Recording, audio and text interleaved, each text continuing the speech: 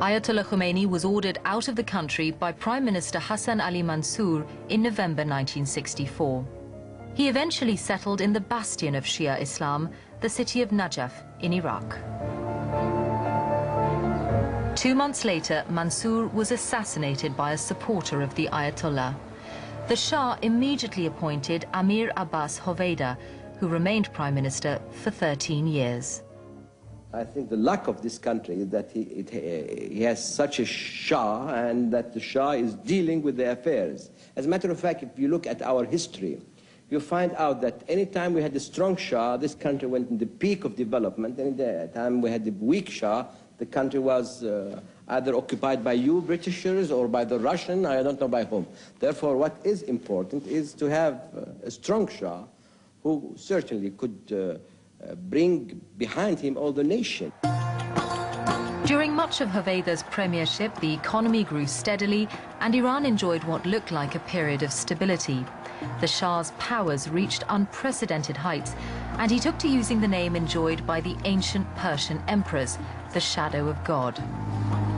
Outside Iran, he and Queen Farah became international celebrities. But the seeming calm came at a price. Iran was now a police state. Savak had agents everywhere, including a special unit for student activists. Michael Metrinko taught English at a university in Iran. Many of his students were arrested. The things they went to jail for seemed so minor. If they had been in America, nobody would have noticed anything. They were more of the genre of student activist and not student opposition. Just people who were interested in changing something. And in the United States at a college, in England at a college, they would have been on the student council, that's all. Trying to get the grading system changed or, the cafeteria improved or something like that. In exile in Najaf, Ayatollah Khomeini had time to refine his vision of an ideal Islamic government. He called it Velayat-e Faqih, a system, he wrote, in which a high-ranking Shia cleric would be the supreme leader of the country and have absolute control over the affairs of the nation. Dissent would not be allowed. Many devout young Iranian Muslims chose Ayatollah Khomeini as their marja, an object of emulation who could interpret the teachings of Islam for them. Abbas Abdi was among them.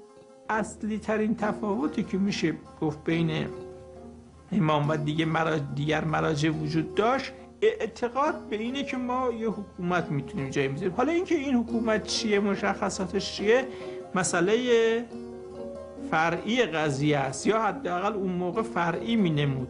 این که چنین چیزی رو داریم و میخوایم جایگزین کنیم، این بسیج کننده اصلی نیروها بود.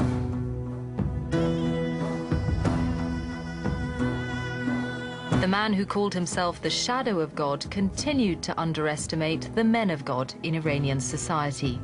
He had his own vision of the country he wanted Iran to be. We want to couple modern technology with the spirit of our old civilization. We are 3,000 years old.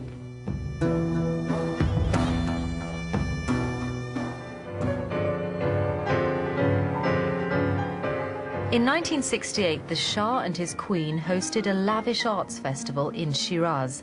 The aim was to put Iran on the map as a cultural crossing point between East and West.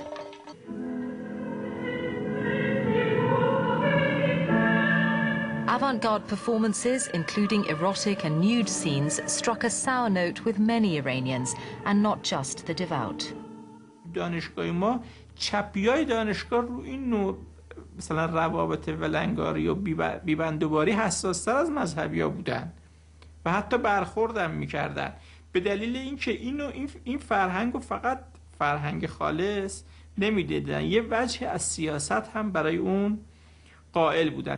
سیاست های فرهنگی شاه رو فقط در حد همین قضیه فرهنگ نمیدیدن، یه نوع سیاست ضد مذهبی و یه نوع سیاست ضد سیاسی شدن هم تصور داشتن.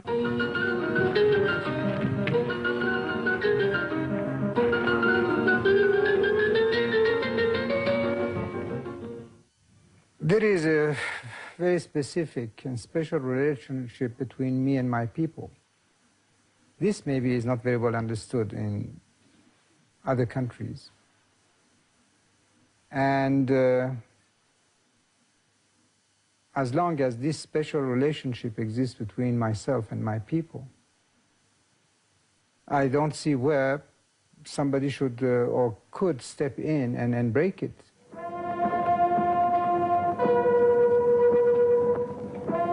In 1971, the Shah treated his subjects to another spectacular, this time in Persepolis, to mark 2,500 years of the Persian Empire. Dozens of foreign dignitaries, including 30 heads of state, were invited to the party. They were housed in 50 air-conditioned tents with the menu provided by Shah Maxim in Paris. And 4,000 soldiers from the Iranian army reenacted the history of the kingdom. در جشن‌های 2500 ساله شاه دیگه رسیده بود به اون نهایت اون جنون عظمتی که مگالومانیایی که خارجی‌ها ازش صحبت می‌کردن و داشت.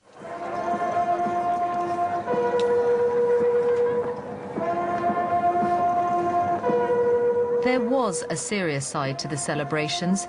2,500 schools were built around Iran. But such acts were overshadowed by the party in Persepolis. As the Shah and his guests looked on the parade, Ayatollah Khomeinis sent a message to his supporters. People should protest against this. They should ask, they should implore other nations not to take part in these nasty celebrations. These are dirty celebrations. Tell the Islamic nations not to take part in them. These are ceremonies that Israeli experts have created. Don't take part in them. بابا بعد از 2500 سال ما یه دفعه جشن میگیریم.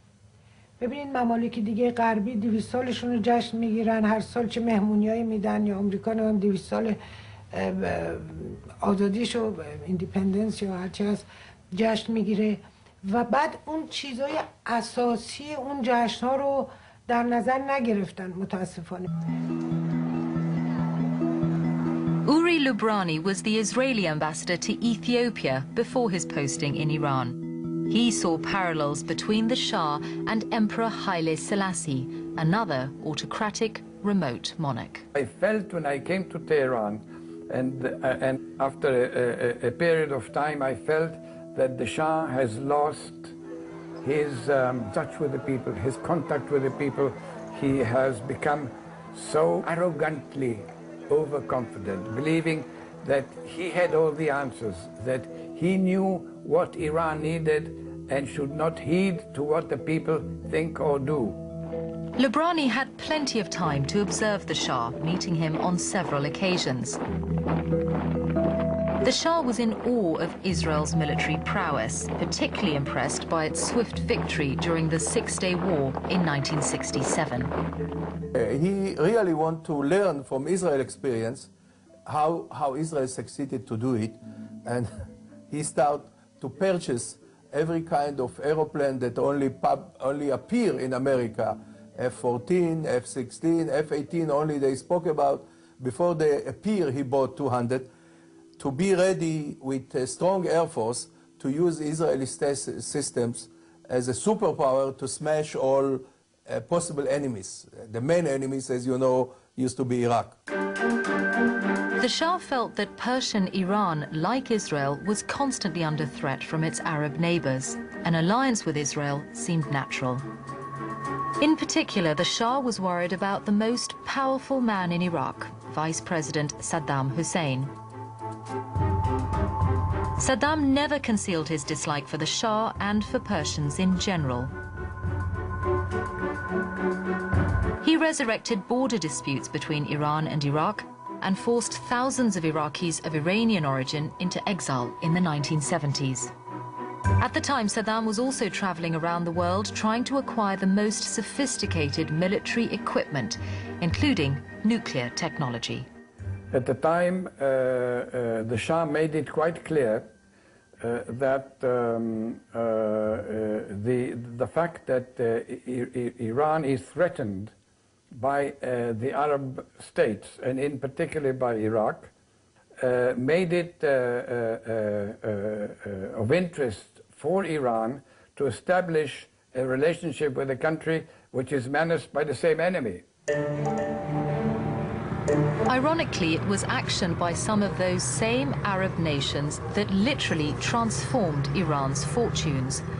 After the Seven-Day War in 1973, Arab oil-producing countries boycotted Israel's Western allies.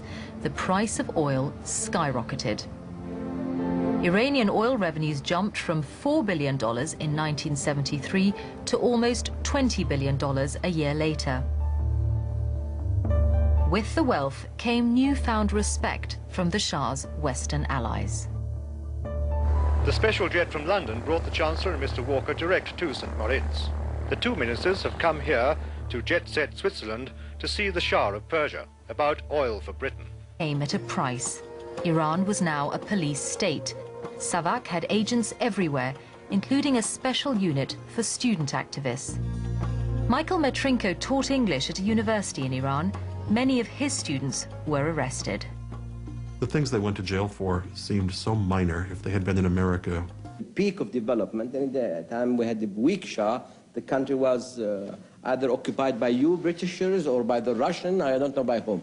Therefore, what is important is to have a strong Shah who certainly could bring behind him all the nation. During much of Hoveyda's premiership, the economy grew steadily and Iran enjoyed what looked like a period of stability. The Shah's powers reached unprecedented heights, and he took to using the name enjoyed by the ancient Persian emperors, the shadow of God. Outside Iran, he and Queen Farah became international celebrities. But the seeming calm came. Ayatollah Khomeini was ordered out of the country by Prime Minister Hassan Ali Mansour in November 1964. He eventually settled in the bastion of Shia Islam, the city of Najaf in Iraq. 2 months later, Mansour was assassinated by a supporter of the Ayatollah. The Shah immediately appointed Amir Abbas Hoveyda, who remained Prime Minister for 13 years. I think the luck of this country is that he has such a Shah, and that the Shah is dealing with the affairs. As a matter of fact, if you look at our history, you find out that any time we had a strong Shah, this country went in